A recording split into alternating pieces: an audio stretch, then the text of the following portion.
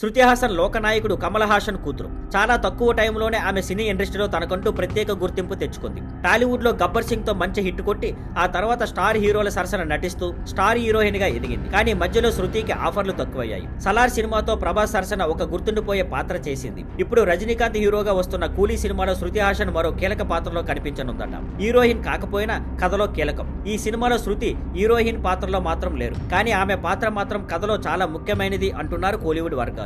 అంతేకాదు, కథ మొత్తం శృతి పాత్ర చుట్టూనే తిరుగుతుంది అని టాక్. సత్యరాజ్ కూతురిగా శృతి. ఈ మూవీలో శృతి సత్యరాజ్ కుమార్తె పాత్రలో నటిస్తోంది. ఆమె పాత్రలో గ్లామర్ ఎలిమెంట్స్ లేకపోయినా కథలో కీలక ట్విస్టులు మాత్రం ఆమె ద్వారానే రివీల్ అవుతాయట. కథ ప్రకారం సత్యరాజ్ హార్బర్ లో జరుగుతున్న మాఫియా పనుల్ని బయట పెట్టాలని చూస్తుంటారు. అప్పుడే ఆయనకి రజనీకాంత్ తో స్నేహం ఏర్పడుతుంది. ఒక సమయంలో వీరిద్దరూ అదృశ్యమవుతారు. విలన్ గా నాగార్జున, రజనీ రీ ఎంట్రీ. తండ్రిని వెతుకుతున్న సమయంలో శృతికి విలన్ నాగార్జున గురించి తెలుస్తుంది. ఆమెపై నాగార్జున గ్యాంగ్ హత్యాయత్నం చేస్తుంది. అక్కడే రజనీకాంత్ ధమాకా రీ ఎంట్రీ ఇస్తాడట. తర్వాత శృతి, రజనీకాంత్ కలిసి సత్యరాజును వెతకడం, ఇదే ఈ సినిమా కథ అని తెలుస్తోంది. ట్రైలర్ తర్వాత ఊహగానాల పుట్ట.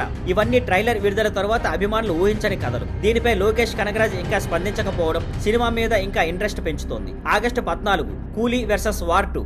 ఆగస్టు 14న కూలీ సినిమా విడుదల కానుంది. అదే రోజున హృతిక్ రోషన్ నటించిన వార్ 2 కూడా రిలీజ్ అవుతుంది. ఈ రెండు సినిమాల మధ్య బాక్సాఫీస్ వద్ద పెద్ద పోటీ నెలకొనబోతోంది. Thank you for watching. Please like, share and subscribe.